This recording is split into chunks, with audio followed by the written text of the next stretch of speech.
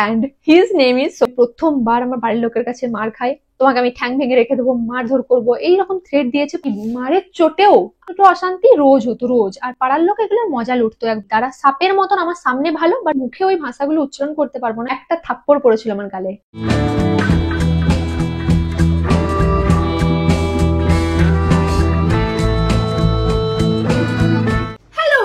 This is Sanaj and welcome to my YouTube channel and welcome back to another episode of 100k special Q&A video. তো part 1 এ আমি আলোচনা করেছিলাম আমার নিজের ব্যাপারে কিছু বেসিক ইনফরমেশন আর আমার কন্টেন্ট ক্রিয়েশন জার্নি, বাট একটা ভিডিওর মাধ্যমে এতগুলো প্রশ্ন তোমাদের উত্তর দেওয়া একেবারেই সম্ভব নয়। এর জন্য আমি তোমাদেরকে বলেছিলাম যে আগামী দিনে পার্ট করে আরো Q&A ভিডিওস আমি দিতে থাকবো। So this is the part 2।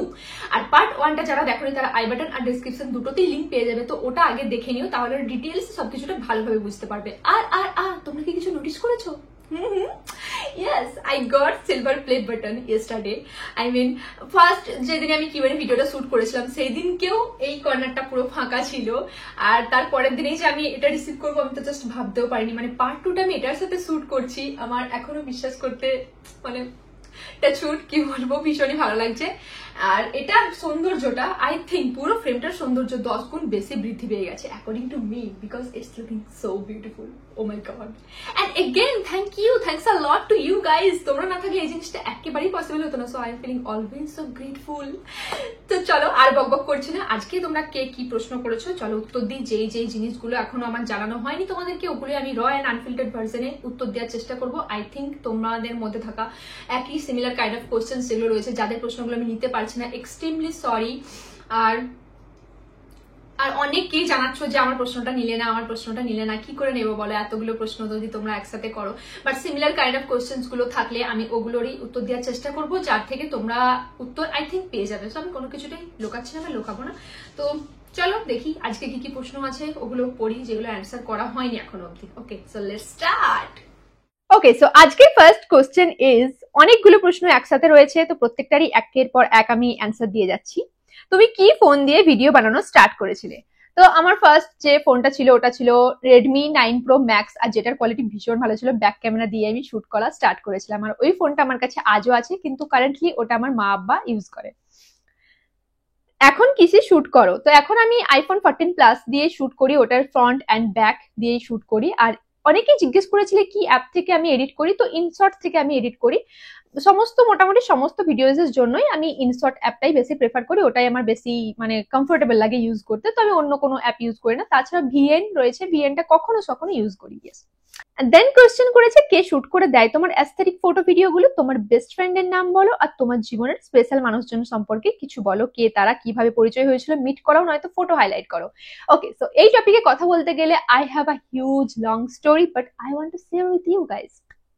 ওকে, তো অ্যাকচুয়ালি আমার ফটো ভিডিওস যেগুলো আছে কারেন্টলি আমি শুট করি, বাড়িতে একাই থাকি, তো সবকিছুটা আমি একাই ম্যানেজ করি। মানে আমি একটা ট্রাইপড, অনেক রকমের আমার কাছে ট্রাইপড আছে, বিভিন্ন অ্যাঙ্গেলে যেগুলোকে শুট করা যায়। তো আমি বেসিক্যালি ট্রাইপড দিয়ে শুট করি, কেউ শুট করে দেয় না। আর যেগুলো একান্তই কাউকে প্রয়োজন তখন আমি আমার বোনের হেল্প নিই, আমার যে কাজিন সিস্টার, কাকার মেয়ে, ওর হেল্প নিয়ে আমি কখনো, বাট ও অতটাও ভালো সেভাবে পারে না, বাট তবুও যখন খুব প্রয়োজন হয় তখনই আমি ওর হেল্প নিই। আদারওয়াইজ আমি সবকিছুটা একাই করি। যে সেলফ পোর্ট্রেট ভিডিওস গুলো, অ্যাস্থেটিক কাইন্ড অফ শর্ট গুলো নিই, ওগুলো সব ডিফারেন্ট অ্যাঙ্গেলে ট্রাইপডটাকে আমি নিজেই শুট মানে সেট করি, দেন তারপরে ওগুলোকে শুট করি। বাট আগে অ্যাকচুয়ালি আমার পার্সোনাল ফটোগ্রাফার বলতে পারো, and she is my soulmate. Best friend বলবো না তাকে আমি, বেস্ট ফ্রেন্ড অন্যজন, যেটা একটু পরে বলছি।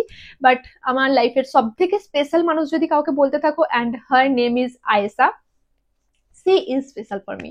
তোমরা নিশ্চয়ই ওকে চিনেও থাকবে। ওর বার্থডের দিনকে, আমার বার্থডের দিনকে, এই ধরনের ব্লগগুলো যদি তোমরা দেখে থাকো তাহলে তোমরা জেনে যাবে যে কে। তবু আমি এখানে ফটো মেনশন করছি। Yes, she is Ayesha. আর আমার কন্টেন্ট ক্রিয়েশনের ডে 1 থেকে আমার অনলি সাপোর্টার ও ছিল, হেল্পিং হ্যান্ড বলতে পারো সমস্ত কিছুটাই। তো আমরা যখন কলেজে পড়াশোনা করতাম তখন থেকেই তো আমি স্টার্ট করেছিলাম। যখন রেন্টে রুম নিয়ে আমি খ্রিস্টান কলেজে পড়াশোনার জন্য গিয়েছিলাম বাঁকুড়া, তখন বাঁকুড়াতে আমি ওখানে ভাড়া থাকতাম, একটা বাড়িতে দুজন মিলে রুম শেয়ার করে থাকতাম। তো তখন থেকেই আমি এই কন্টেন্ট ক্রিয়েশনটা স্টার্ট করেছিলাম। নর্মালি জাস্ট ফটো তুলতাম, কিন্তু বেসিক্যালি আমাদের কাছে তো কোনো লাইট ছিল না, ওই জন্য দিনের বেলাতে শুট করতাম। আর দুপুরবেলা কলেজ থেকে আসার পর, কলেজের আমার ক্লাসটা ছিল মানে দুপুরের আগে শেষ হয়ে যেত, 1-2টোর মধ্যে শেষ হয়ে যেত। তো আমি বাড়ি আসতাম, আর বাড়ি এসে রেডি হয়ে একদম সেট করে সবকিছু সেট করেই রাখতাম। আর আয়েসার ছুটি হতো 3:30 কি 3টের দিকে, তখন রোদটা একটু যাবো যাবো হতো, কিন্তু তবুও ও কলেজ থেকে জাস্ট বেরিয়ে ছুটে ছুটে আসতো, মানে 10 মিনিট লাগতো কলেজ টু আমাদের রুম আসতে। ও তাড়াহুড়ো করে এসে জাস্ট ফটো ক্লিক করে দিত আমাকে, মানে খাওয়া নেই কোনো কিছু নেই, এসে যে একটু শান্তি হয়ে জিরিয়ে নেবে ও এটাও করতো না। ও এতটাই মানে আমাকে এই প্রফেশনে হেল্প করেছে। তো ও তখন ফটোগুলো শুট করে দিত, কারণ আমার কাছে কোনো ট্রাইপড ছিল না। আর ও দারুণ ফটো ক্লিক করতে পারে অ্যাকচুয়ালি, আমার এখনো অব্দি বেস্ট ফটোগ্রাফার লাগে ওকে। আমার বিভিন্ন ধরনের ক্রিয়েটিভ ক্রিয়েটিভ কাইন্ড অফ ফটোগুলোর আইডিয়াস ওর হয়, ও রেডি করে দেয় অ্যান্ড ও এডিট করে শুট করে দেয় কখনো কখনো, অনেক জায়গাতে আমি সেগুলো মেনশনও করি। তো আয়েশা ওইভাবে আমাকে হেল্প করতো ওই টাইমে, যখন আমার কাছে কোনো ট্রাইপড ছিল না বা কিছু ছিল না। আর ট্রাইপড থাকলেও আমার ও ছাড়া মানে মনে লাগতো না ফটো অ্যান্ড অল। তো আমি রেডি হয়ে থাকতাম, আর কলেজ থেকে ওরকম ছুটে ছুটে এসে দুপুরবেলা রোদটা যাতে আমরা পাবো, সানকিস্ট কাইন্ড অফ ফেসে যে সানের রেটা পড়বে ওই রকমের ফটোশুট করবো, এইরকম ভাবে আমি স্টার্টিং ফেজে স্টার্ট করেছিলাম। আর তখন ওই ছিল আমার সর্বদিক থেকে মানে হেল্পিং হ্যান্ড। যা প্যাকেট আসতো, কিভাবে কি ম্যানেজ করবো, কিভাবে কি করতে হবে, বা বাড়ি সাজিয়ে রাখা, গোছাগুছি, আরো যে জামা কাপড় পরবো, কি পরবো না পরবো, মানে ইচ এন্ড এভরিথিং দিক থেকে যা যা ভাবে হেল্প করা যায় তখন ওই আমাকে সমস্ত দিক থেকে হেল্প করেছে। অ্যান্ড সো ওই দিন থেকে আজ অব্দি আমরা এখনো কানেক্টেড, আর ওইভাবেই কানেক্টেড, মানে heart to heart and soul to soul. So she is my soulmate you can say. আমি এর বেশি আর কি ওয়ার্ডে ডেসক্রাইব করা যায়, আই হ্যাভ নো আইডিয়া। মানে অ্যাকচুয়ালি বেস্ট ফ্রেন্ড বললেও কম বলা হবে, সোলমেট বললেও কম বলা হবে, আমি জানি না কি ডেসক্রাইব করা যায় এই জিনিসটাকে ভাষায়। বাট ও আমার লাইফের নেক্সট লেভেলের একজন মানুষ, এটুকুই বলবো ওর ব্যাপারে। আর আজও এখনো আমরা তো আলাদা থাকি, তখন আমরা 3টে বছর একসাথে যেহেতু কাটিয়েছি, কিন্তু আজ যেহেতু ও ওর বাড়ি আমি ওর বাড়ি, কিন্তু যখনই আমরা সময় পাই ও আমার বাড়ি এসে কাটিয়ে যায় কিছুদিন, আমি ওর বাড়ি গিয়ে কাটাই। তাছাড়াও বাইরে কখনো আমরা টাইম স্পেন্ড করি ফোন টু ফোন, মানে যেরকম ভাবে যোগাযোগ রাখা যায় যত রকম ভাবে, সমস্ত কিছুটা আমাদের আজও ওইভাবে আছে। আর মানে যেন বজায়ও থাকে সারা লাইফ, আমি মানে এটাই চাইবো। And I am grateful, super super grateful কি আমি এরকম একজন মানুষকে আমার লাইফে পেয়েছি আর কি। সো সব থেকে স্পেশাল বললে সি ইজ আয়েশা। তোর ব্যাপারে অনেকটাই আমি বললাম। অ্যান্ড নেক্সট জিজ্ঞেস করেছো আমার বেস্ট ফ্রেন্ড কে।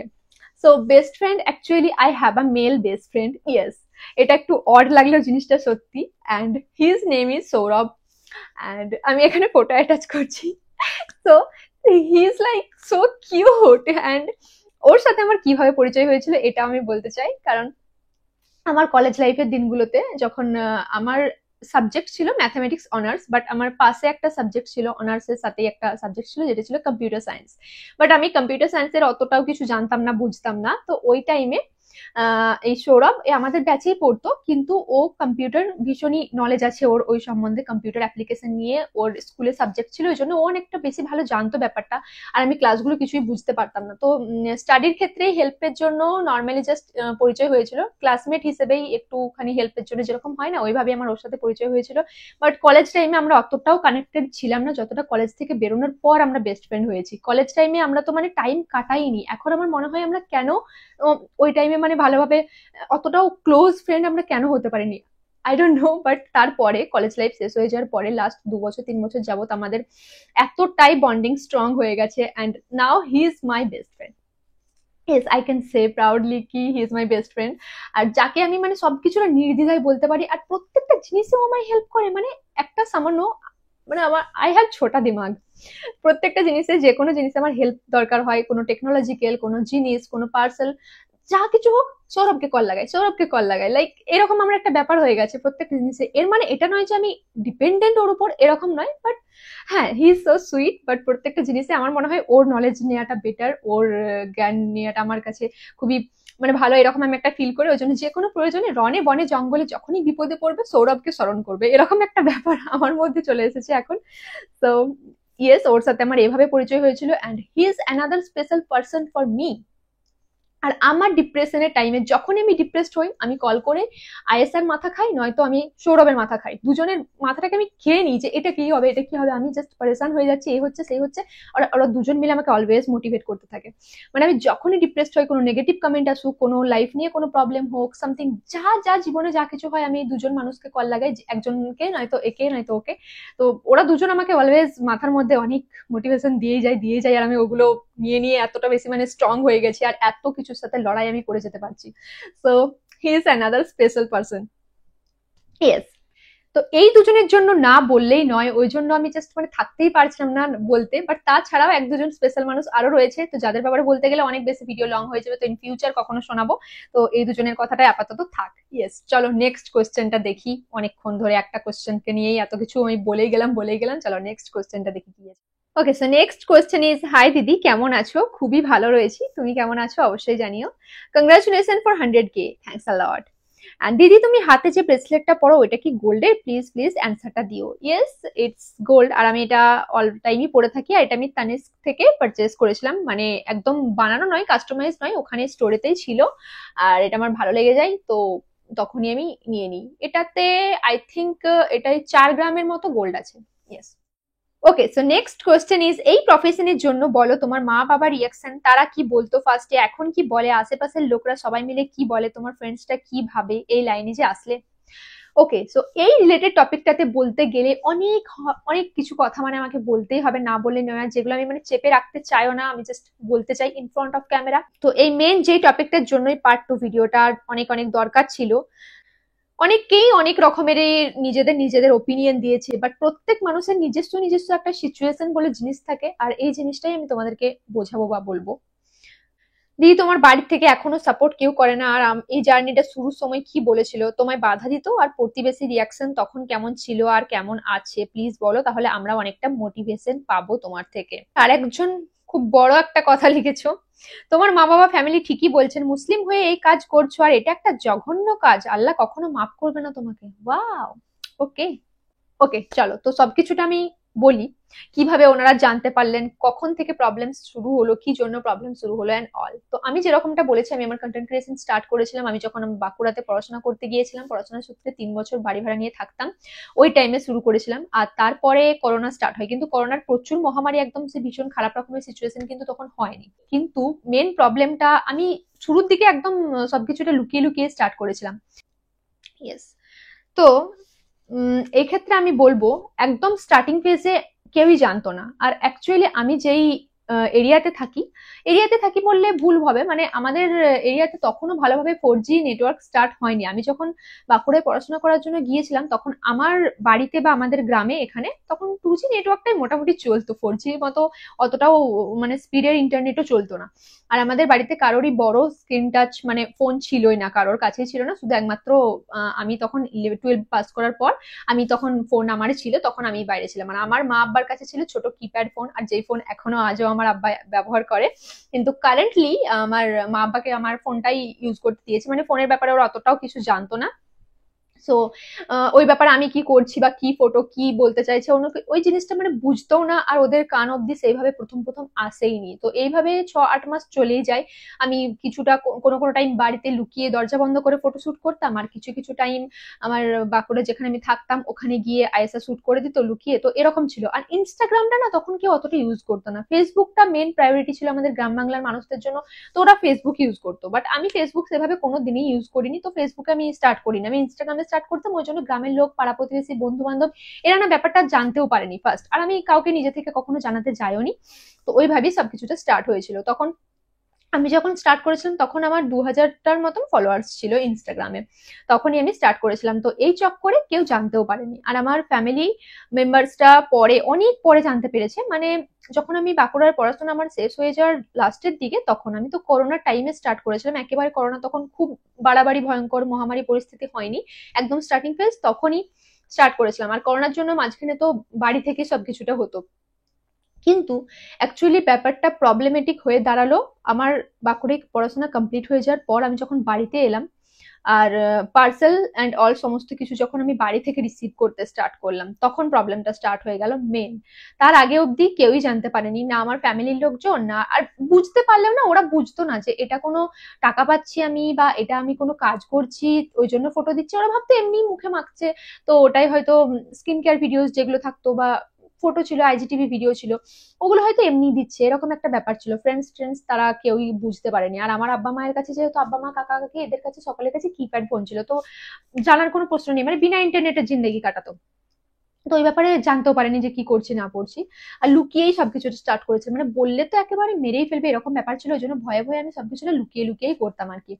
তারপরে যখন একেবারে করোনার পরিস্থিতি হয়ে গেল, তখন আমি ওখান থেকে পড়াশোনা হয়ে যাওয়ার পর, মানে হয়েও যায়নি কমপ্লিট, পুরোপুরি হয়নি, কিন্তু বাড়িতে চলে এলাম, পুরো বাড়িতে বসে গেলাম, এদিকে আমি কাজটা ছাড়তেও পারছি না, মানে আমি এরকম ভাবে কন্টিনিউয়াসলি চলেও যাচ্ছে, আর পার্সেল আমাদের গ্রামে তখন সমস্ত যে কুরিয়ার সার্ভিস গুলো থাকে ওগুলো কিন্তু অ্যাভেলেবেল ছিল না, খুব জোর ফ্লিপকার্টের পার্সেল আসতো, আর আমারই একমাত্র তখন পার্সেল আসতো গোটা গ্রামে। অনলাইনে শপিংটা তখন আমাদের গ্রামে মানে কেউই স্টার্ট করেনি, বা করলেও ফ্লিপকার্ট থেকে করতো, কারণ ফ্লিপকার্টটা একটু বেশি প্রচলিত ওয়েবসাইট ছিল, তো ওই জন্য ফ্লিপকার্ট থেকে সবাই করতো, বাকি অ্যাপ ট্যাপ গুলো কেউ জানতো না, ওই জন্য সমস্ত কুরিয়ার সার্ভিস অ্যাভেলেবেল ছিল না, আর বেশিরভাগ কোলাবোরেশন আর অল পার্সেল গুলো না অন্য অন্য একটু ব্লু ডার্ট লাইক ডিটিডিসি এই ধরনের কুরিয়ার সার্ভিস থেকে এসে থাকে। তো আমাকে কল করতো, অনেকটা দূরে দূরে পার্সেল আনতে যেতে হতো, আমাদের পুরো গ্রামে অব্দি দিতে যেত না, আর গ্রামে দিয়ে গেলেও দুপুরবেলাতে আমি লোকটাকে ফোন করে বলতাম আপনি দুপুরে আসবেন, এরকম করতাম, লুকিয়ে বাড়ি থেকে পেছনের দরজা দিয়ে বেরিয়ে আমি পার্সেল আনতে যেতাম। আর গ্রামে যদি কেউ দেখে নিত যে আমি পার্সেল নিচ্ছি, ইভেন এটা এখনো হয়, এখন অনেকটা ক্যাজুয়াল হয়েছে, কিছু মাস আগে অব্দিও এরকম হতো, ভাবতাম আমি কোনো ক্রাইম করছি পার্সেল বয়ের সাথে, আমি কি করছি এতক্ষণ পার্সেলই নিচ্ছি, বাট না, পাঁচটা লোক একদম ভিড় হয়ে গোল হয়ে জমায়েত হয়ে যায়, এরকমটাই গ্রামে এখনো সিচুয়েশন।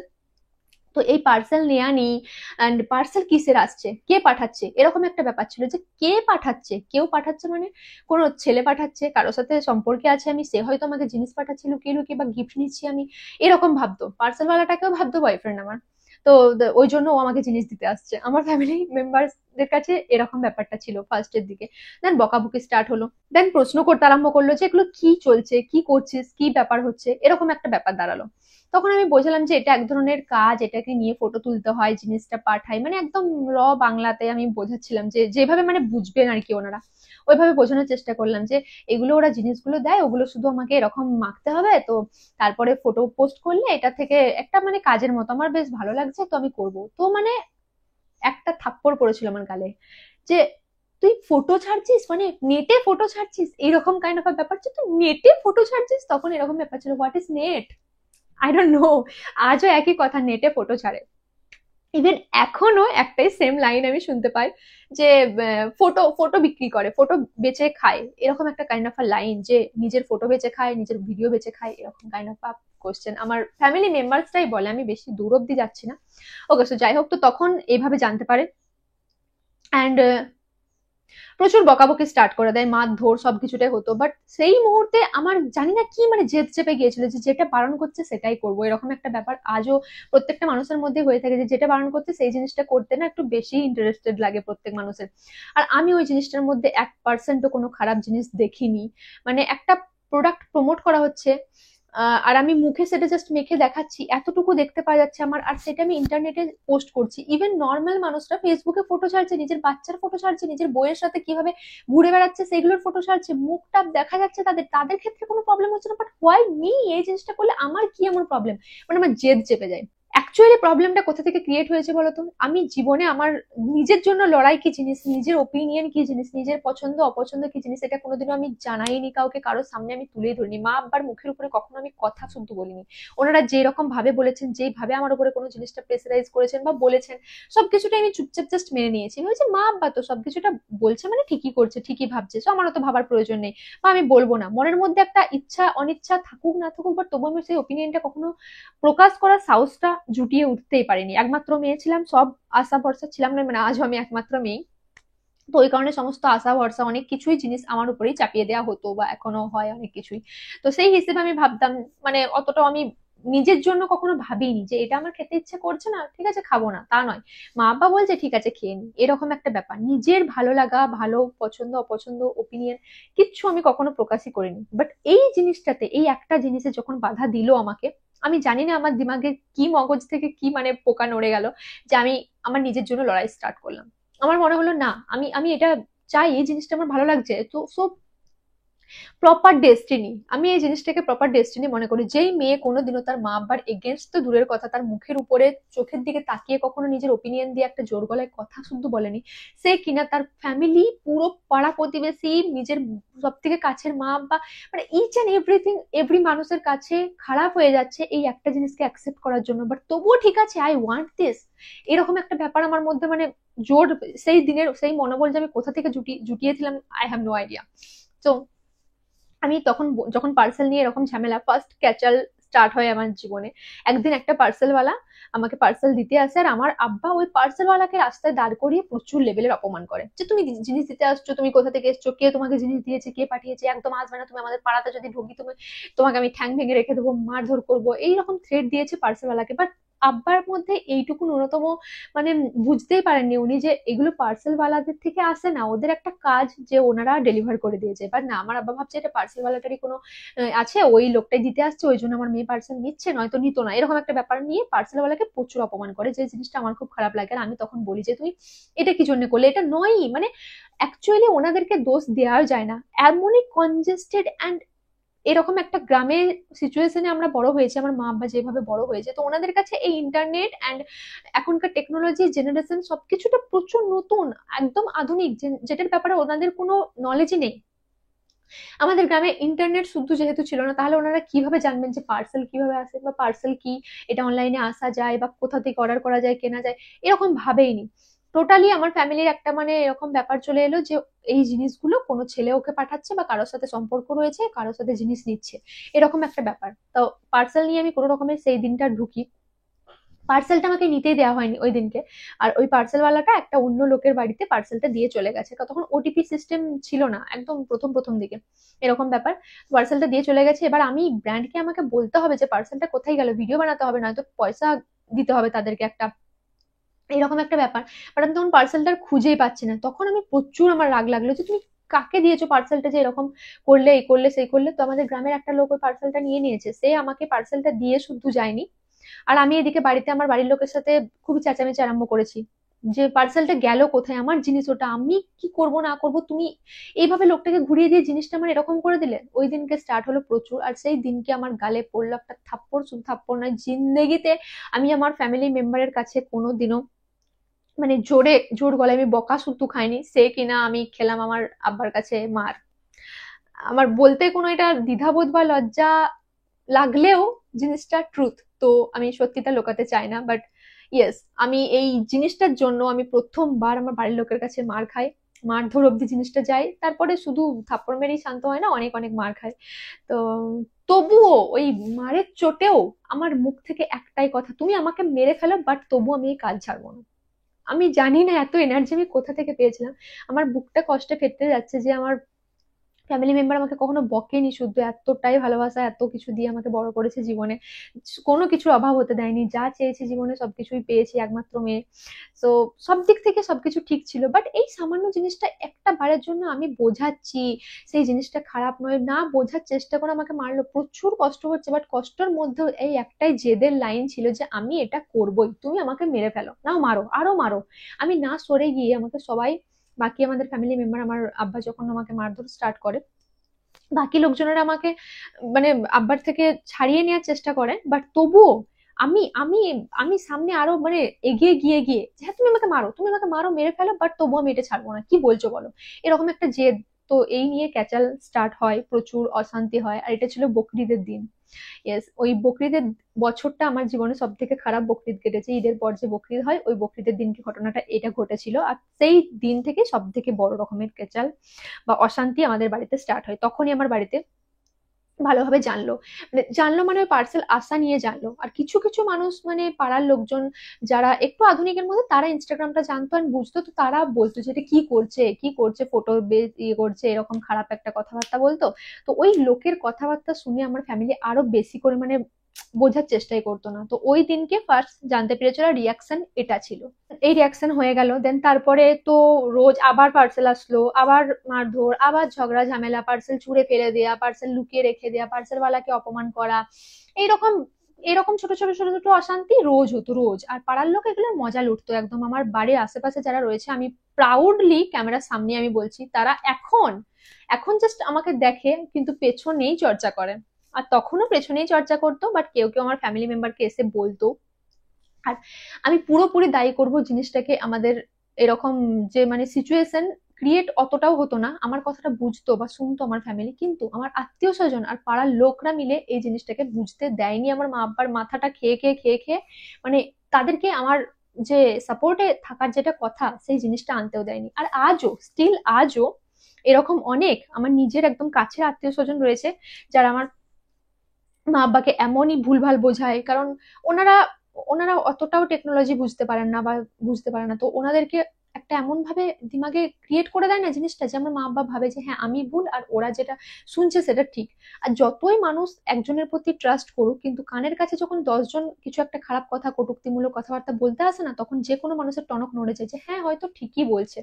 তো এইভাবে হয়। এখনকার সিচুয়েশনটা অনেকটাই ভালো, আমি মানে অনেকটা চেঞ্জ করতে পেরেছি, বাট নট 100%।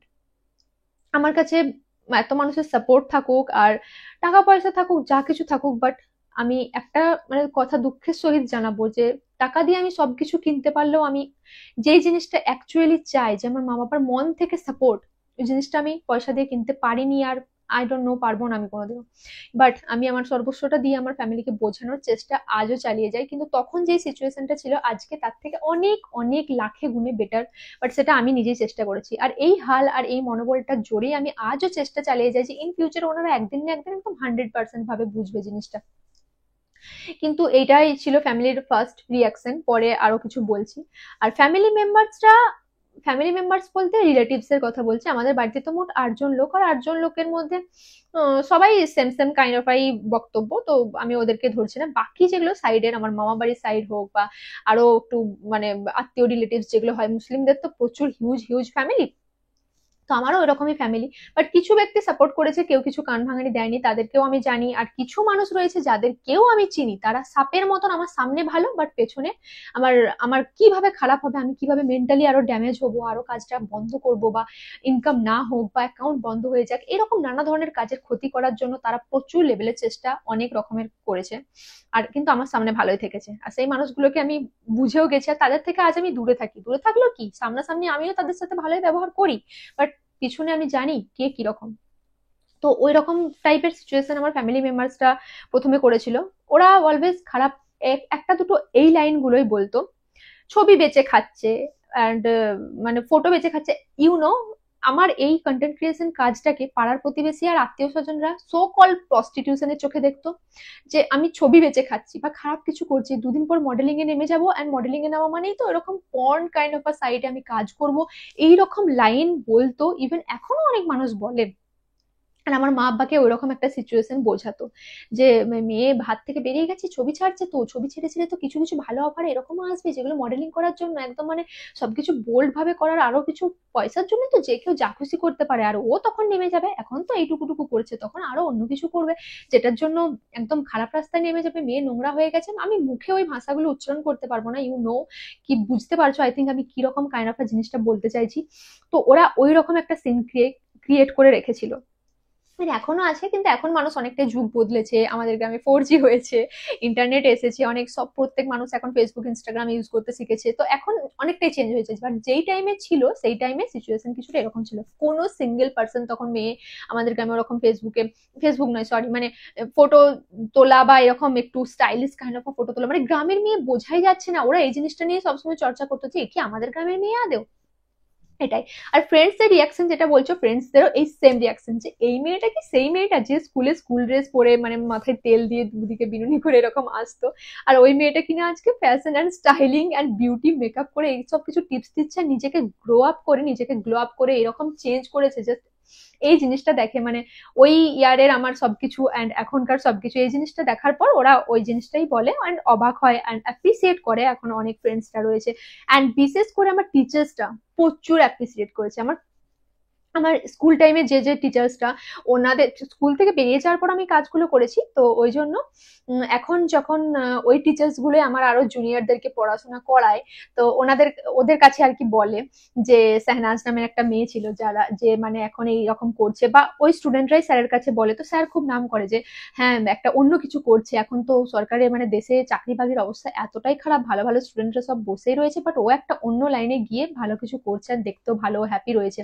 তো টিচার্সটা খুবই অ্যাপ্রিসিয়েট করে। বাট কলেজ টাইমে আমি যখন স্টার্ট করেছিলাম, আমার প্রত্যেকটা টিচারই জানতো যে আমি এরকম কিছু করছি একটা।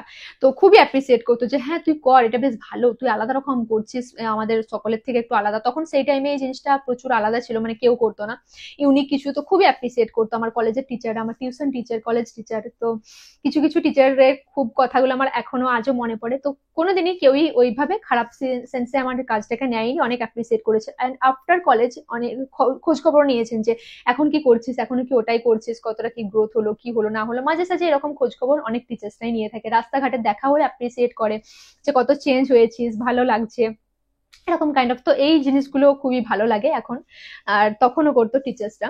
আর ফ্রেন্ডসরাও, আমার college friend and school friend সকলেই মানে অবাক, কেউ কখনো ভাবেনি যে এত পড়াশোনা করে বা পড়াশোনা পড়াশোনা নিয়ে আমি থাকতাম অল টাইম। বলেছি আমি ভালো এভারেজ স্টুডেন্টই ছিলাম আমি বলতে গেলে। তো পড়াশোনার থেকে বাইরে বেরিয়ে ওই গভর্নমেন্ট জব বাদ দিয়ে, সকলের গতানুগতিক গভর্নমেন্ট জব বাদ দিয়ে, এটা একটা ইউনিক লাইনে তুই এসে এত কিছু, মানে আজকে অনেক কিছুই তুই নিজের পরিশ্রমে নিজের চেষ্টায় একটা মুসলিম ফ্যামিলির মেয়ে হয়ে এত কিছু করেছিস, তো অনেক ভালো। তো আমার ফ্রেন্ডসরা কলেজ টাইম স্কুল টাইম ওই ফ্রেন্ডসরাও অনেক অ্যাপ্রিসিয়েট করেছে, কেউই যে খারাপ পেছনে এইটা সেটা বলে বেরিয়েছে করেছে এরকম নেই বললেই চলে। ওই রিলেটিভস গুলোই মেন, আর পাড়া প্রতিবেশী, এই লোকগুলোই, রিলেটিভস ফ্যামিলি পাড়া প্রতিবেশী, এই জিনিসগুলোর থেকে আমি অ্যাকচুয়ালি যা যা কষ্ট যা কিছু পাওয়া সবকিছু পেয়েছি। আদারওয়াইজ ফ্রেন্ডস এর দিক থেকে অনেকটাই স্মুথ অ্যান্ড সবকিছুটাই মানে ভালোই ছিল, teachers and all. Hello hello and hello. তো আমি এই ভিডিওটা বানানোর কোনো রকমেরই প্ল্যান ছিল না, বাট তবুও বানাতে হচ্ছে কারণ ভিডিওটা এত লং হয়ে গেছে। আমি এডিট করতে বসার পরে দেখছি কিউএনএ ভিডিওটা 1 ঘন্টা ক্রস করে যাচ্ছে, আর এতক্ষণ ধরে এত মনের এত কিছু জিনিস মানে আমি শেয়ার করেছি, প্রত্যেকটা জিনিস কাট করলেও, ইগনোর দ্য ব্যাকগ্রাউন্ড নয়েজ, প্রত্যেকটা জিনিস কাট করলেও আর কি আমার ভীষণ মন খারাপ লাগছে। আই মিন আমি শেয়ার করতে চাই কিন্তু অনেক লং হয়ে যাচ্ছে, ভিডিওটা 1 ঘন্টার মতো হয়ে যাচ্ছে, যেটা আই থিঙ্ক দেখার মতো কারোরই ধৈর্য থাকবে না। তো ওই জন্য আমি কি আর করবো, ওই জন্য আমি পার্টটা এখানেই শেষ করছি। আর থার্ড পার্ট হিসেবে মানে এই ভিডিওটার একদিনেরই বাকি জিনিসটা কন্টিনিউ যেটা আমি করেছি, পুরো বাকি পার্টটা ওটা আর কি, মানে বাকি আরো যে যে জিনিসগুলো বিষয়ে আমি বলেছি, ওই কথাগুলো ওই সমস্ত বিষয়গুলো তোমরা নেক্সট ভিডিওর দিনে দেখতে পাবে। যে ভিডিওটা লংই হবে, মানে এই ভিডিওটা 30 মিনিট অলরেডি ক্রস করে গেছে, বাট তবুও ওটা ওই ক্লিপটা দিলে আরো 1 ঘন্টা হয়ে যাচ্ছিল। তাই আমি একটা পার্ট 3 আনতে বাধ্য হচ্ছি। 3 পার্ট নয়, মানে একদিনেই শুট করেছি, বাট কেটে কেটে পার্টটা মানে পোস্ট করব আমি। তো পার্ট 1টা যারা এখন তারা দেখে নিও, আর এটা হলো সেকেন্ড, আর এই দিনেরই বাকি অংশটুকু আমি পরের দিনকে মানে নেক্সট আর একটা আলাদা ডেডিকেটেড ভিডিও হিসেবে আপলোড করব। তো স্টে টিউনড। আর সো এই জন্যই এই পার্টটা এতটা অবধি ছিল। Tata, thank you so much for watching.